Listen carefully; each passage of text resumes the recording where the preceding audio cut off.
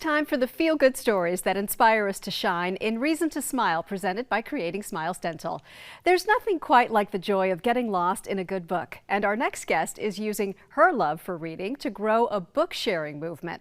When libraries closed during the pandemic, Kristine started a little free library at her home in St. Petersburg.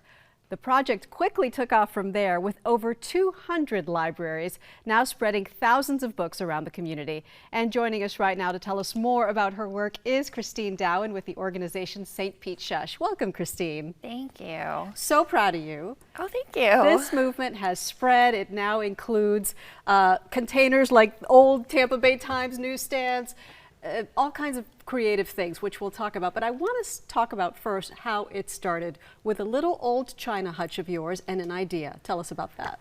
I was so upset when the libraries closed, and I will say this is a very privileged position to be in, right? At the beginning of the COVID pandemic, people were going through a lot of pain. There were a lot of horrible things going on. So the fact that we were able to stay home in quarantine, and one of my biggest concerns was, now I have all this time and the libraries are closed, that is a very privileged position to be in. Agreed. So I cleaned out my bookshelf. I put a china hutch at the end of the driveway and I threw all the books in it, and I said, well, I'm ready to pass these on.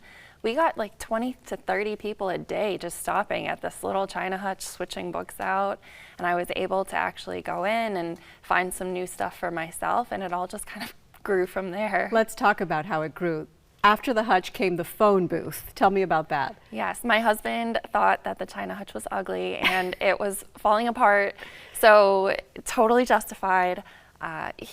I wanted something big because the china hutch had a room for a lot of books, and it was just fun for me. And so we found this phone booth on Craigslist. It was like $700. I drove up to Holiday to grab it. We brought it home. I painted it. I got it all cleaned up. And I really wanted a dedicated children's library. So that's how the Tampa Bay Times, the little TBT stand, started. So I ended up reaching out to the newspaper like, hey, I'd love to find a little newsstand to put next to our library. And I was wondering if you had any, and they did. So I grabbed two just in case. I have a lot of book-loving friends as well. There's a whole lot more than two in this photo we're looking at. Yes, yes. Because how many did they wind up giving you? We ended up doing over 230. Yeah. What happens to the 230 upcycled newsstands? So they've all found homes with residences all throughout Tampa Bay. We've got people all the way up in Palm Harbor, we've got people out in Lakeland, we've got people down in Sarasota, and it's been amazing to just see all the stewards. And as we all come together, we all have a Facebook group just for stewards, just the 264 of us. Wow. And so we can connect, we can help share books, we help keep each other's libraries stocked.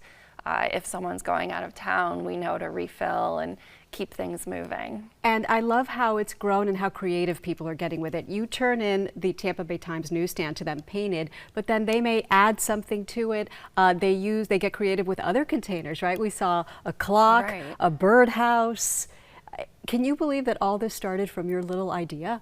It's so fun. I love when I'm driving around doing book drops and more Little Free Libraries just have popped up on the Little Free Library organization map, and I'll be like, oh, I've never been there, but it's new and it's fun. So it's fun for me too. And how many do you have, and how can we find them?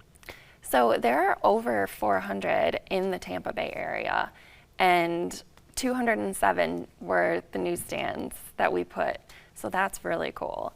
But all of them can be found on the littlefreelibrary.org website. And there's a map, right? Yes. And how close together are they? There's also a brand new app. Oh, there's an app. Yes, it just came out a couple months ago. It's really cool. And you say that when you started this, there were like maybe 20 in all of Tampa Bay. Now they're like every 3 blocks? Yeah. That's so crazy. And you were awarded for this. Congratulations. Tell us about the international award that you received. So there were 6 recipients this year. One was actually in Ukraine. One was in Kalamazoo, Michigan. That's I grew up in Michigan, so I was kind of excited about that. But it's meant specifically for stewards who are going above and beyond to build the network and to do something special. And so a lot of their efforts highlight diversity, which we love, and we always aim for more books in the BIPOC LGBTQ+ community. We aim to put them in our little free libraries, and a lot of our book pass outs are books